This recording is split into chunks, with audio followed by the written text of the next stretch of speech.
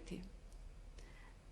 Sir, मेरे लिए यह पुनः पुष्टि हुई थी कि देश की आंतरिक सुरक्षा और निर्दोष व्यक्ति की सुरक्षा में अगर एक पुलिसकर्मी को अपनी जान की भी बाजी लगानी पड़े तो यह हमारे लिए प्राथमिकता होती है। तनुश्री, आप मूल कहाँ से हैं? सर, मैं बिहार से हूँ सर। और पढ़ाई क्या हुई आपकी? सर, मैंने निफ्ट गांधीनगर से टेक्सटाइल डिजाइन में स्नातक अच्छा, आप किया भी है। गुजरात में जाकर के आई हो? Yes sir. तो ये टेक्सटाइल और टेरर कैसे गुजारा करोगी? सर, ट्रेनिंग अच्छी मिली है सर, कर लूंगी। देखिए, टेक्सटाइल में धागे जोड़ने होते हैं और टेरर में धागे खोलने होते हैं। तो बहुत ही तो अलग अलग पहलू के काम करने पड़ेंगे आपको। Yes sir. चलिए, मैं थोड़ा पुलिसिंग के सिवाय आप मेरा मन करता है मैं आपसे बात करूं। ये ठीक है कि जो हम रोज अखबार में पढ़ते हैं लगातार टेरर की घटनाएं, वही मेन न्यूज होते हैं। इसके सिवाय भी इस पूरे क्षेत्र की विशेषताएं, चाहे जम्मू हो, लद्दाख हो, बेली हो, करगिल हो, और मेरा सौभाग्य रहा है कि मुझे काफी समय वहां काम करने का मौका मिला है किसी समय। सचमुच में बहुत ही अच्छे लोग हैं, बहुत ही प्यारे लोग हैं,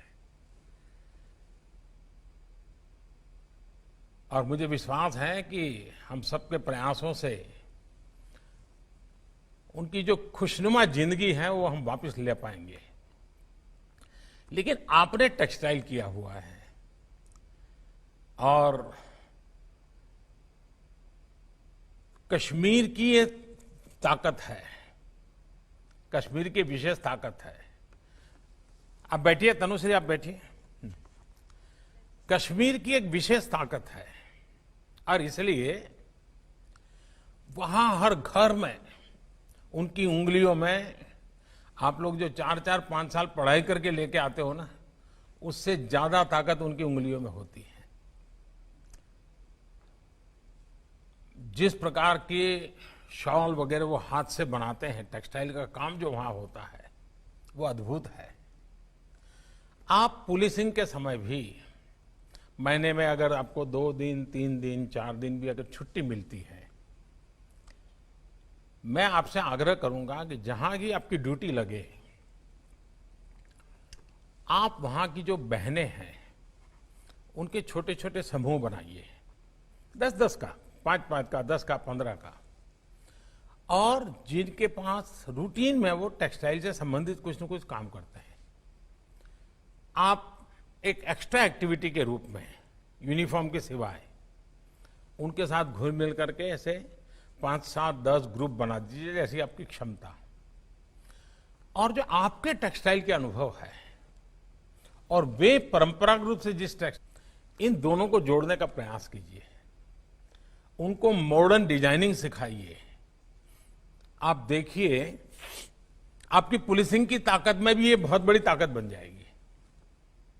तो मैं आपको तो बिल्कुल दूसरे रास्ते का काम दे रहा हूं, क्योंकि सचमुच में आप उनसे जुड़ेंगे, क्योंकि मैं बहुत जुड़ा हूं इन लोगों से। कभी आपको अद्भुत अनुभव होगा। इतने प्यारे लोग हैं, इतने प्यार से रखते हैं, और उनमें कुछ न कुछ नया करने की, सीखने की ताकत होती है।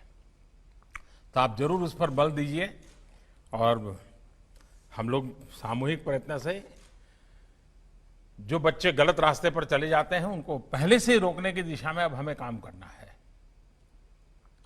और वो काम महिला पुलिस अफसरों से बहुत अच्छा हो सकता है। उन बच्चों को वापस लेने में, उनकी माताओं को समझाने में बहुत बड़ा काम हमारी विमेन फोर्स कर सकती है। मुझे विश्वास है कि आप उस प्रकार का नेतृत्व दोगी और गलत रास्ते पर जाने से पहले ही बच्चों को बचा ले, उसी दिशा में हम काम कर लेंगे तो शायद बहुत बड़ी सेवा होगी।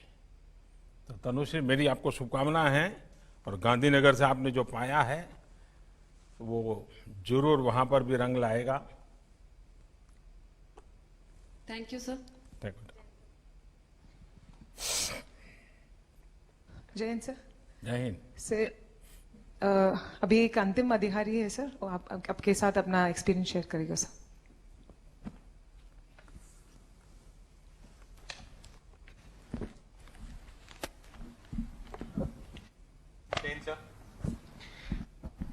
सर मैं ओम प्रकाश जाट राजस्थान के नागौर जिले का निवासी हूं सर, और मुझे गुजरात कैडर आवंटित हुआ है। और कोरोना महामारी के दौरान मेरी फील्ड ट्रेनिंग गुजरात के वलसाड जिले में हुई थी सर। सर इस महामारी के दौरान हमने देखा आपने कि ये जो तनुश्री और दास के पास से गुजरात जान लिया कि नहीं जान लिया? सर जाना सर, जो है मैंने खुद भी जाना, इनसे भी जाना और मेरे गुजराती दोस्तों से भी जाना सर। अच्छा।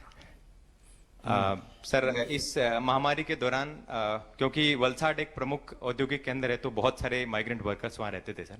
तो इन माइग्रेंट वर्कर्स को ना सिर्फ स्वास्थ्य संबंधी चुनौतियों का सामना करना पड़ा था, बल्कि इनको बेरोजगारी और भूखमरी का भी संकट इन पर आया था।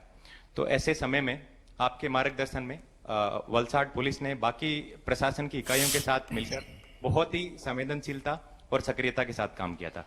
सर इसमें मैंने ये सीखा कि एक खाकी के पीछे छुपा हुआ एक संवेदनशील इंसान मुसीबत के समय बियॉन्ड कॉल ऑफ ड्यूटी जाकर जनता की हर तरह की समस्याओं का समाधान करने के लिए 24 घंटे तत्पर रहता सर। सर आपकी सुशासन की परिकल्पना के अनुसार किसी भी जनता की हर समस्या के लिए एक सिंगल पब्लिक इंटरफेस होना चाहिए। इस महामारी के दौरान वो सिंगल पब्लिक इंटरफेस वो पुलिस थी, और हमने इस जिम्मेवारी को बखूबी निभाया था सर।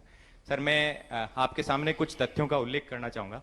सर वलसाड में माइग्रेंट वर्कर्स के लिए जो हमने खाने पीने की व्यवस्था करी थी, उसमें हमने बहुत सारे देश भर से जो आर्थिक जो मदद आई थी उसको चैनलाइज करके बेनिफिशियरीज का आइडेंटिफिकेशन करके उनमें वल्नरेबल